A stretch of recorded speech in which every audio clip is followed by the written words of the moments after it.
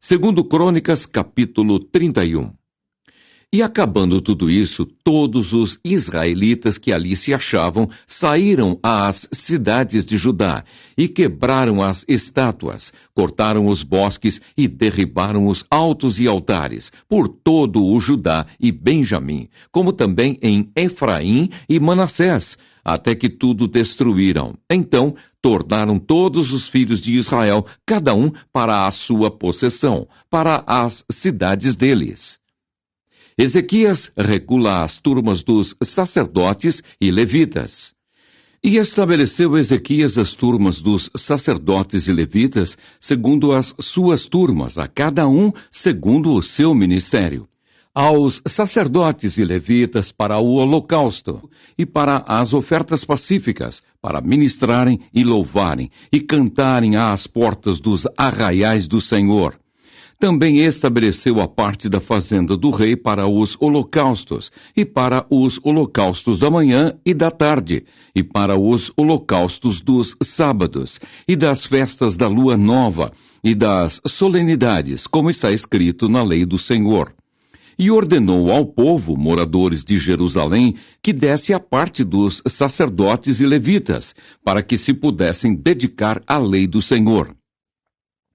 E depois que essa ordem se divulgou, os filhos de Israel trouxeram muitas primícias de trigo, e de mosto, e de azeite, e de mel, e de toda a novidade do campo. Também os dízimos de tudo trouxeram em abundância. E os filhos de Israel e de Judá, que habitavam nas cidades de Judá, também trouxeram dízimos das vacas e das ovelhas, e dízimos das coisas sagradas, que foram consagradas ao Senhor, seu Deus, e fizeram muitos montões. No terceiro mês começaram a fazer os primeiros montões, e no sétimo mês acabaram. Vendo, pois, Ezequias e os príncipes, e vendo aqueles montões, bendisseram ao Senhor e ao seu povo de Israel. E perguntou Ezequias aos sacerdotes e aos levitas acerca daqueles montões. E Azarias, o sumo sacerdote da casa de Zadoque, lhe falou, dizendo: Desde que esta oferta se começou a trazer à casa do Senhor, houve o que comer e de que se fartar, e ainda sobejo em abundância, porque o Senhor abençoou ao seu povo e sobejou esta abastança. Então disse Ezequias que se preparassem câmaras na casa do Senhor, e as prepararam. Ali meteram fielmente as ofertas e os dízimos, e as coisas consagradas, e isso estava a cargo de Conanias, o levita maioral, e Simei, seu irmão, o segundo.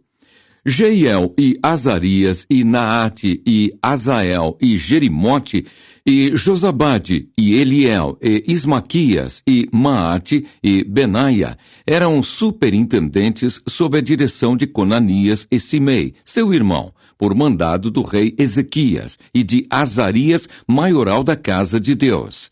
E Coré, filho de Inna, o levita, porteiro da banda do Oriente, estava encarregado das ofertas voluntárias a Deus, para distribuir as ofertas alçadas do Senhor e as coisas santíssimas. E debaixo das suas ordens estavam Éden e Miniamim e Jesua e Semaías e Amarias e Secanias, nas cidades dos sacerdotes, para distribuírem com fidelidade a seus irmãos, segundo as suas turmas, tanto aos pequenos como aos grandes. Além dos que estavam contados pelas genealogias dos varões, da idade de 3 anos e daí para cima, a todos os que entravam na casa do Senhor para a obra de cada dia, no seu dia, pelo seu ministério, nas suas guardas, segundo as suas turmas. E os que estavam contados pelas genealogias dos sacerdotes, segundo a casa de seus pais, como também os levitas da idade de 20 anos e daí para cima, nas suas guardas, segundo as suas turmas, como também conforme as genealogias, com todas as suas crianças e suas mulheres e seus filhos e suas filhas, por toda a congregação, porque com fidelidade estes se santificavam nas coisas consagradas. Também dentre os filhos de Arão havia sacerdotes nos campos dos arrabaldes, das suas cidades, em cada cidade, homens que foram contados pelo seu nome para distribuírem as porções a todo varão entre os sacerdotes, e a todos os que estavam contados pelas genealogias entre os levitas. E assim fez Ezequias em todo o Judá, e fez o que era bom e reto e verdadeiro perante o Senhor seu Deus. E em toda a obra que começou no serviço da casa de Deus, e na lei e nos mandamentos, para buscar a seu Deus, com todo o seu coração o fez, e prosperou. Segundo Crônicas, capítulo 32. Senaqueribe invade Judá, e Deus destrói o seu exército. Depois dessas coisas e dessa fidelidade, veio Senaqueribe, rei da Assíria, e entrou em Judá, e acampou-se contra as cidades fortes, e intentou separá-las para si.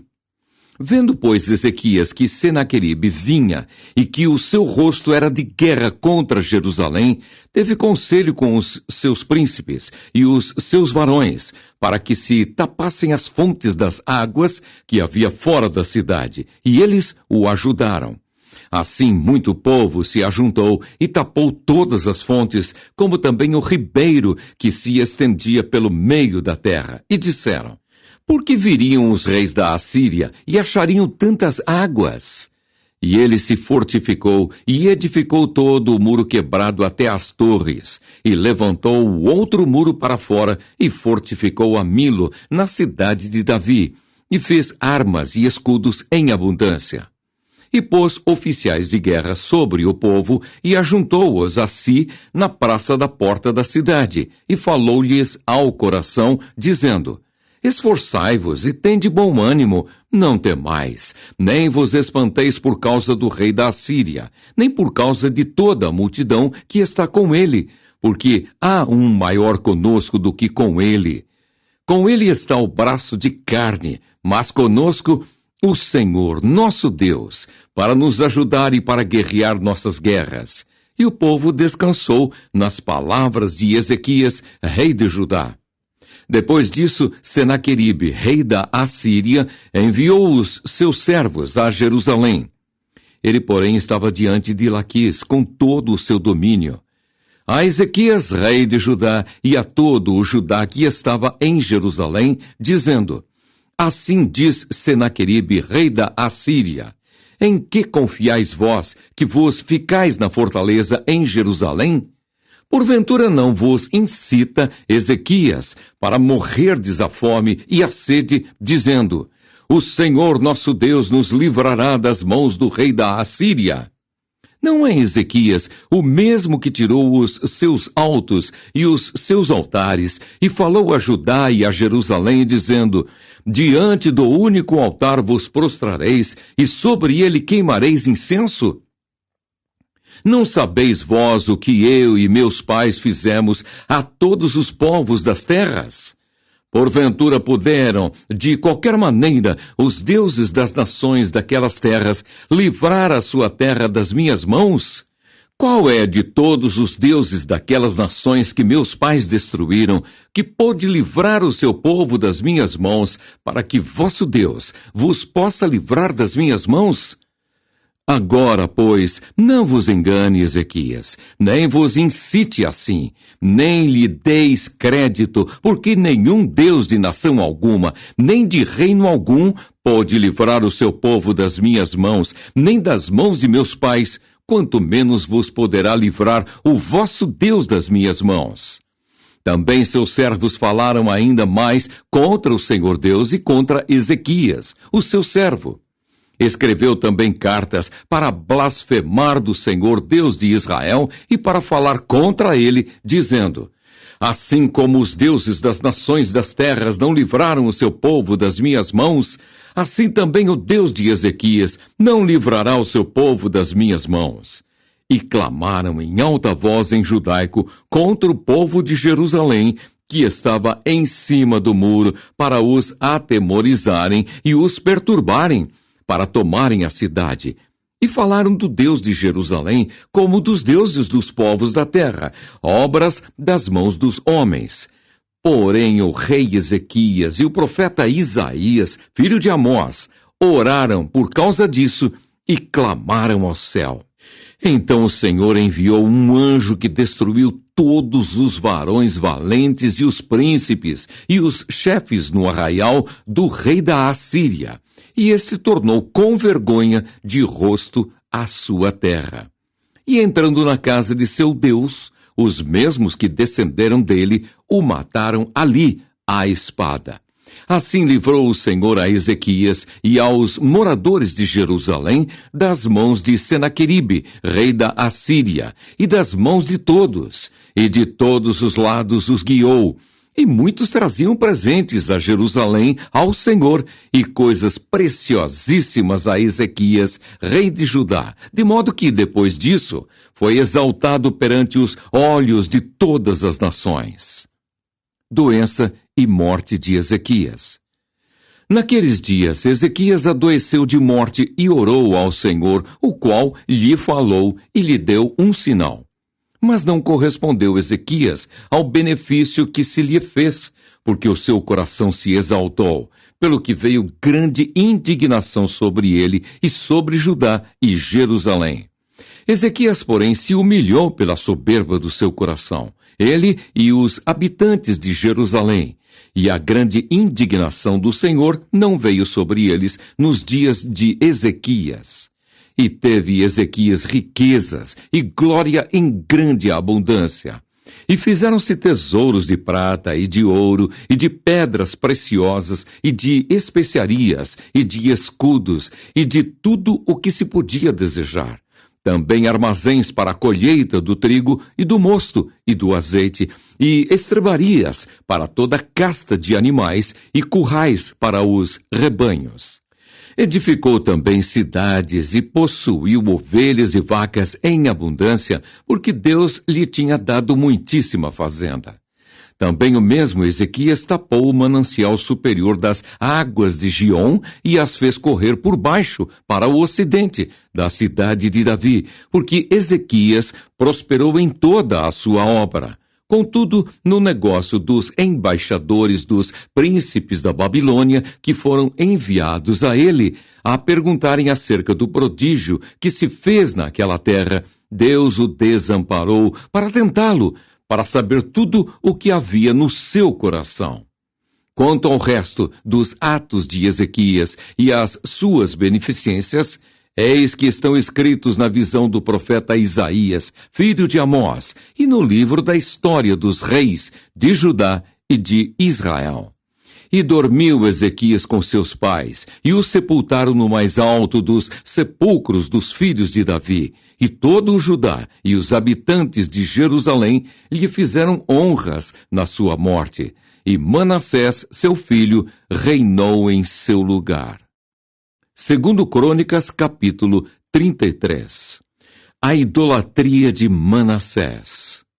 Tinha Manassés 12 anos de idade quando começou a reinar, e 55 anos reinou em Jerusalém. E fez o que era mal aos olhos do Senhor, conforme as abominações dos gentios que o Senhor lançara de diante dos filhos de Israel.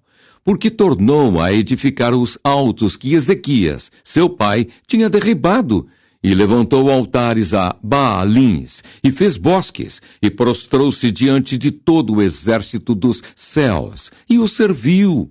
E edificou altares na casa do Senhor, da